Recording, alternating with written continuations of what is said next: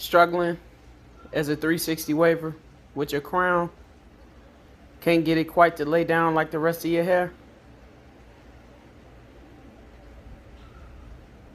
Yep, well, got a solution to help. You're gonna need you a old do-rag or old wave cap. Cut the center out. Don't do it too big because remember, it's focusing on the crown.